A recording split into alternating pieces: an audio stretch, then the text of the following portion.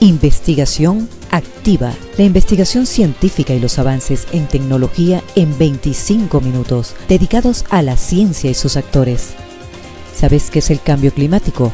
¿Qué es el caos y el sistema complejo? ¿Por qué aumenta el número de cáncer en nuestra población? ¿Hasta dónde llegan los avances tecnológicos? Esto y mucho más en Investigación Activa. Bienvenidos a su espacio Investigación Activa, dedicado a descubrir los más interesantes datos en el área de salud, ciencias sociales, tecnología e investigación científica en general. Y nuestro tema de hoy, los derechos humanos. Y para conversar sobre ello, tenemos con nosotros a la profesora Mayda Ochever, directora del Observatorio de Derechos Humanos de la Universidad de los Andes. Antes de entrar en materia de lo que será nuestro interesante tema de hoy, queríamos hacer un poco de historia sobre los derechos humanos en el mundo. El 10 de diciembre de 1948, la Asamblea General de las Naciones Unidas, ONU, proclamó la Declaración Universal de los Derechos Humanos.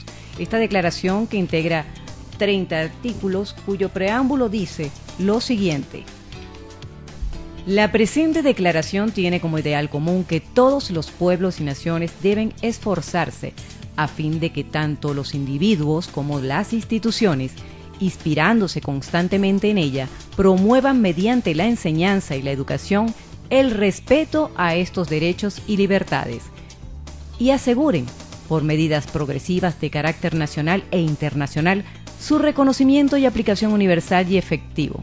Bueno, ahora sí le damos la bienvenida a la profesora Mayda Ochever. Profesora, primero agradecerle por su atención. Y profesora, para entrar en materia, pues el espacio es corto, quisiéramos saber cuáles son estas normas, medidas y mecanismos con los que contamos para la protección de los derechos humanos.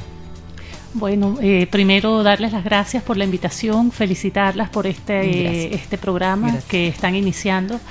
Y efectivamente sí tenemos una serie de normas, sobre todo pues a nivel internacional, que se reflejan en las constituciones de casi todos los países del mundo, contentivas de los derechos humanos y su protección. Las mismas normas y los mismos tratados de derechos humanos a nivel internacional establecen también los mecanismos. Tenemos todos los mecanismos de las organizaciones internacionales y regionales, como de Naciones Unidas y OEA. Y también tenemos, por supuesto, mecanismos a nivel nacional, como es el caso de la Defensoría del Pueblo y la Fiscalía también, que trata temas y recoge temas, acepta temas de derechos humanos. Por supuesto, aquí hay que mencionar que es necesario para la protección de los derechos humanos efectiva que exista un mínimo de separación de poderes, es decir, la separación de poderes, la independencia es fundamental. Cuando decimos defender los derechos humanos, pero yo estoy defendiendo realmente un Estado, porque a ningún Estado, a ningún país le gusta, a ningún gobierno le simpatiza el tema de los derechos humanos, porque de alguna manera implica ponerle una lupa al gobierno. ¿Y por qué? Porque los gobiernos son los que violan los derechos humanos, no los particulares. Entonces, de alguna manera, ellos no están contentos con que se les ponga esa lupa, y para que haya realmente una defensa a nivel nacional de los derechos humanos, los órganos encargados, como la Defensoría del Pueblo, que en Venezuela pues es relativamente nueva, se incorpora en la Constitución del 99, tiene ese defensor del pueblo que ser independiente. ¿Cómo estamos nosotros aquí en Venezuela con respecto a los derechos humanos? O sea, ¿hasta dónde estamos llegando? ¿Dónde estamos visualizando este perfil también del Estado con respecto al individuo y sus derechos humanos? Sí, es muy interesante la pregunta, justamente porque me permite decir que los derechos humanos, independientemente ya de las definiciones escolares, los derechos humanos en el sentido práctico es el único mecanismo, el único dispositivo, vamos a decirlo así, que poseemos los ciudadanos para contener el poder del Estado.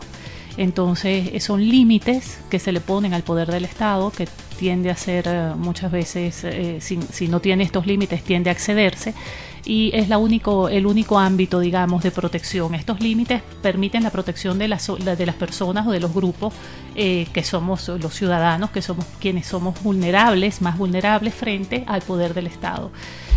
Nosotros en Venezuela, pues últimamente últimamente. Siempre ha habido violación de derechos humanos. No podemos decir que ningún Estado sea perfectamente defensor y protector de los derechos humanos, pero sí se ven los mecanismos y las intenciones y los pasos que se dan para promover y defender los derechos humanos. En Venezuela no tenemos eso. En Venezuela tenemos un retroceso. Por una parte, desde el punto de vista del Estado, tenemos un retroceso. ¿En qué sentido? ¿Por qué lo digo? Bueno, primero porque lo que señalábamos al comienzo, no tenemos independencia de los poderes públicos y los órganos a nivel nacional que defienden y protegen los derechos humanos no son independientes. En segundo lugar, tenemos también una serie de normas que se han establecido que son violatorias de los derechos humanos o que implican retrocesos, como el colocar permisos y condiciones para ejercer el derecho a la manifestación pacífica. Y por otra parte tenemos a nivel internacional el desprecio hacia los organismos, el desprecio en la práctica hacia los organismos y los tratados de derechos humanos. Profesora, vamos a hacer nuestra primera pausa y entonces en breve pues continuamos hablando sobre los derechos humanos, ya para hablar de cifras. Ustedes están trabajando con otras organizaciones y es bueno conocer entonces el desempeño que se ha presentado en cuanto a esas violaciones en otras ciudades. Vamos a la pausa y ya regresamos. Amigos, seguimos en Investigación Activa con nuestra invitada, la profesora Mayda Ochever. Carmen, tenías una pregunta, la habías dejado al aire, querías... Sí, queríamos saber, profesora, primero esas alianzas, porque son muy importantes con otras organizaciones, también defensoras de los derechos humanos, y a ahondar un poco, profesora, también porque precisamente los defensores de los derechos humanos también son atacados de una u otra manera. Entonces la situación que se está presentando en otros estados y también aquí con nuestro observatorio. Sí, justamente cuando comenzamos, cuando el observatorio se creó, de una vez hicimos alianzas con nuestros pares, los centros de derechos humanos, observatorios o cátedras o comisiones de derechos humanos a nivel universitario. Entonces, bueno, con Universidad del Zulia tenemos alianzas con Universidad Católica Andrés Bello, tenemos alianza con Universidad de Oriente, con Centros de Derechos Humanos en Universidad de Oriente, y aparte de eso formamos, por supuesto, integramos la Red Nacional de Derechos Humanos, que incluye pues no solamente los centros de derechos humanos universitarios, sino también una serie de grupos, de ONGs, de grupos de la sociedad civil que defienden distintos aspectos de los derechos humanos. Los derechos humanos son, se habla de muchos derechos humanos, pero a la final podemos decir que todos están completamente dependientes uno de otro. Una de sus características esenciales es la interdependencia. No podemos hablar, por ejemplo, del derecho a la salud si no consideramos el derecho a la vivienda, que está vinculado, o el derecho al acceso a los alimentos, o el derecho al deporte, a la recreación. Perdón. Entonces, en el caso pues de los derechos de la red nacional, cada uno de estas organizaciones trata de poner el énfasis, aunque todos los derechos están interconectados, poner el énfasis en la protección y en la visibilización de los ataques a cierto tipo de derechos. Entonces, Codevida, por ejemplo, el derecho a la salud y a la vida, los observatorios universitarios, en el caso de nosotros, la ULA, hemos tratado de poner el énfasis en el derecho a la educación y sobre todo un aspecto que hay que visibilizar, que es la libertad académica. Imagino que hablaremos sobre eso más adelante, pues es nuestro estandarte. Y con respecto a los ataques a los defensores de derechos humanos, cuando hablábamos en el segmento anterior que podríamos considerar que en Venezuela hay un retroceso en lo que es la defensa y promoción de los derechos humanos, aparte de que se ha politizado. Los consejos de derechos humanos nacionales son completamente políticos e ideológicos, con carácter ideológico. Eso no lo contienen los textos internacionales de derechos humanos, ideologizar los derechos humanos. Tenemos como parte de esos retrocesos, además de una serie de políticas y legislaciones que implican retrocesos y regresión de los derechos e incluso recortes de los derechos humanos, tenemos también pues en la práctica el ataque a defensores de derechos humanos. Incluso estuvo el año pasado el relator de la ONU con respecto al tema de los defensores, para visibilizar y escuchar justamente esas quejas de los defensores que han sido atacados o que han sido criminalizados. Si ustedes se pueden dar cuenta, a lo mejor lo tienen muy presente, hay un programa del gobierno, que lo pasan en un canal del gobierno que se llama Con el Mazo Dando. Ese programa se caracteriza por atacar a grupos de derechos humanos. Eso también es algo que se visibiliza mucho a nivel internacional, cuando desde el Estado, como práctica, desde los organismos del Estado, como una política, sí, se criminaliza a las organizaciones de la sociedad civil, como Provea, por ejemplo, es uno de los el Observatorio Venezolano de Conflictividad Social, etcétera, y se criminaliza también a los defensores, se los persigue, se los trata de a los activistas de derechos humanos en general, ¿no? Entonces eso es, pues realmente yo creo que por una parte esto, y por otra parte también incluso los medios de comunicación. Ustedes también, Espacio Público, por ejemplo, es una de las organizaciones de la sociedad civil que visibiliza y que más trabaja el tema de los ataques a la libertad de expresión. Y no sé, ¿dónde estamos? Así también, ¿dónde es que estamos nosotros realmente en lo que es el derecho a la libertad de expresión, la libertad de informar? Y que la otra persona también tiene su derecho de estar bien informada. Entonces, nosotros los periodistas y los comunicadores sociales estamos ahorita, como dice, en aguas así como turbulentas. ¿Qué se puede hacer? Sí, estamos todos en aguas turbulentas. ¿Por qué? Porque hay un menoscabo y una erosión profunda de la democracia. La democracia ve unida a la transparencia. La democracia implica la libertad de elección también, de elegir distintas opciones políticas, de acuerdo a lo que cada candidato o cada partido ofrece o cada gobierno ha hecho. Por supuesto, si no hay libertad de elegir entre distintas opciones políticas, si no hay libertad de prensa. Por eso todos los gobiernos que no son democráticos, que no tienen un carácter democrático, es uno de los elementos fundamentales, el ataque a la libertad de prensa, el ataque a la prensa y el ataque por consiguiente a la libertad de expresión y el ataque por consiguiente a la libertad de información. Hay una ONG también de derechos humanos que se ocupa justamente de visibilizar la falta de transparencia. La organización se llama Transparencia Venezuela, la falta de transparencia en las políticas públicas, y entonces ahora se está pues haciendo incidencia para que se acepte y que se asuma pues la ley, la llamada ley pecera, ¿no? Que nos permite a nosotros conocer realmente las cifras. Eso te permite a ti tener una capacidad para elegir una opción política sobre otra, y además para castigar un gobierno porque tienes la información, pero realmente si la información se queda completamente guardada, no hay cifras. Por una parte el gobierno no las da, por otra parte ataca a la prensa de maneras indirectas, como lo hemos visto, por ejemplo, de maneras directas e indirectas, quitándoles el papel, quitándoles a lo mejor el internet, etcétera. Por supuesto se erosiona grandemente la democracia también, ¿no? Y el futuro de un país. Profesora, vamos nuevamente a la pausa y entonces en breve continuamos conversando sobre los derechos humanos en Venezuela. Ya volvemos. Continuamos, amigos, conversando con la profesora Mayda Ochevar, quien es directora del Observatorio de Derechos Humanos de la Universidad de los Andes. Hemos estado pues bien atentos a toda esta información de gran relevancia, no solamente a nivel local, sino a nivel pues nacional e internacional, porque es un tema pues que nos compete a todos. Profesora, no sé si teníamos algunas cifras, sobre todo con lo que tiene que ver con conflictividad social, que es tan importante y que, bueno, cada vez, aunque los medios de comunicación no reseñen mucho, por diferentes razones lo que está ocurriendo, sabemos por algunas redes alternativas pues que hay disturbios en una ciudad hoy, se presentan más tarde en otra, y así se va extendiendo pues las informaciones que uno a veces no sabe si son verdad o no, pero de una u otra forma pues se terminan confirmando con familiares, amigos. Sí, justamente, mientras hay mayor descontento, y el descontento expresa realmente hechos que afectan a la salud de las personas, hechos que afectan la educación de las personas, que afectan el libre tránsito. A mayor descontento, mayor protesta. A mayor protesta, mayor represión de las protestas, muchas veces indiscriminadas, y aplicando normativas violatorias de los derechos humanos que contradicen incluso compromisos que Venezuela ha hecho a nivel internacional, porque las normas de derechos humanos, esto también es otro punto que bueno, no es exactamente la pregunta, pero las normas de derechos humanos realmente no se puede alegar la soberanía y respetar, que es lo que hace muchas veces el gobierno, para respetar los derechos humanos, para no cumplir. ¿Por qué? Porque en ejercicio pleno de la soberanía los estados han asumido esos compromisos, esos tratados, porque las normas internacionales de derechos humanos son pues protocolos que tú firmas o tratados con los cuales te comprometes voluntariamente a cumplir.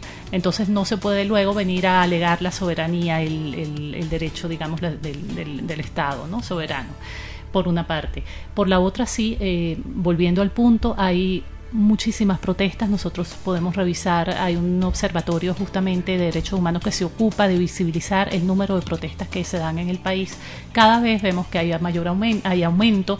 Por ejemplo, tenemos acá unas cifras de protestas durante el primer semestre del 2016 del Observatorio de Conflictividad Social. Tenemos 3.507 protestas. De esas tenemos 954 protestas por escasez escasez y desabastecimiento de alimentos. Tenemos 836 protestas por fallas en los servicios básicos.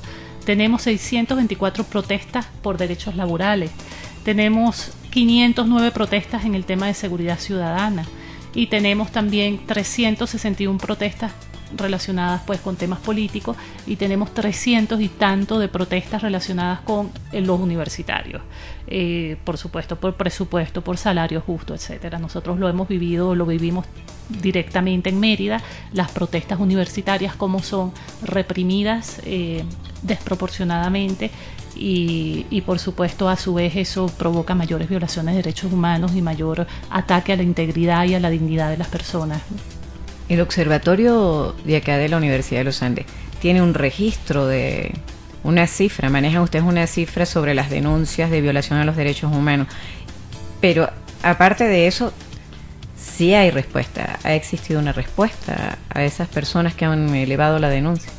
Sí, el tema, tenemos lo que comenzamos cuando comenzamos elaborando lo que llamamos la plataforma digital del observatorio, que incluye la página web e incluye un sistema de monitoreo online que se hace sobre la base de violaciones a la a los derechos humanos y especialmente a la libertad académica. Se va monitoreando, se va anexando allí en ese sistema de computación.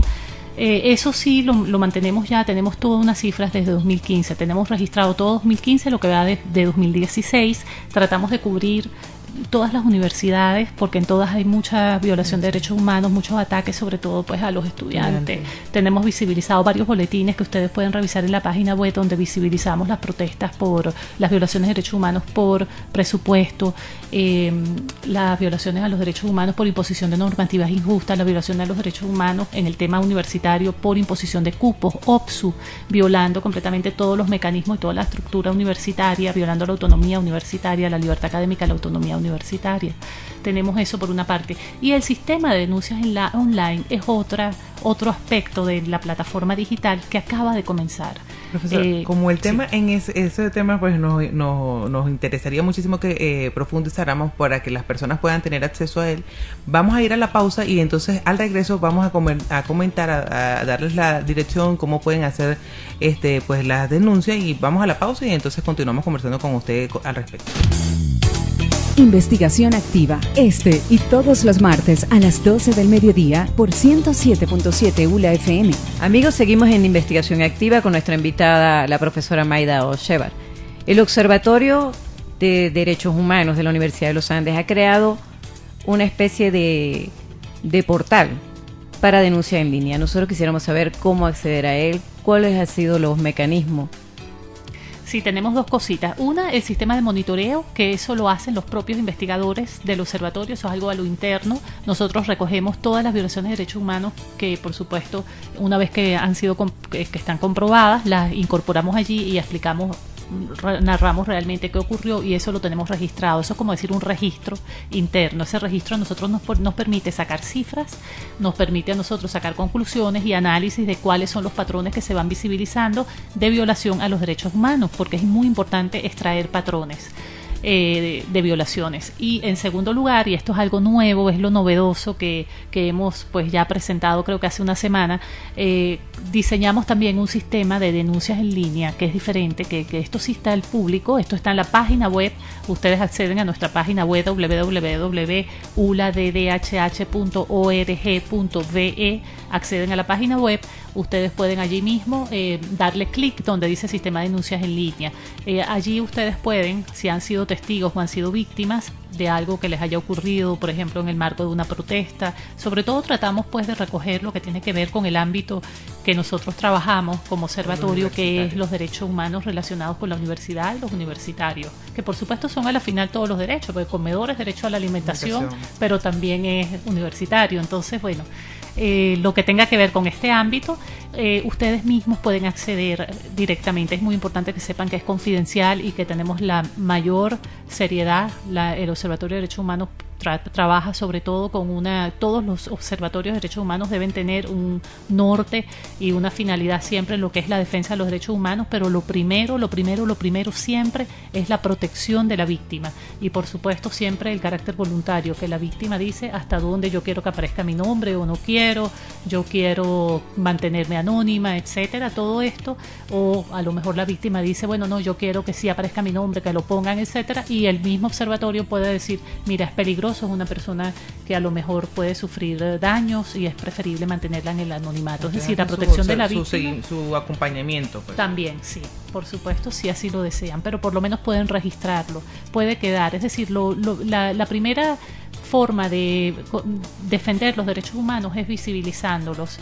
Piensen ustedes también en las víctimas en general. En un tema muy fácil de entender es el caso de la violencia hacia la mujer, la violencia doméstica hacia los hijos o la mujer. ¿Qué es lo que tiende a hacer la víctima muchas veces y qué es lo que hay que combatir? Quedarse callada, ocultarlo, decir esto no existió.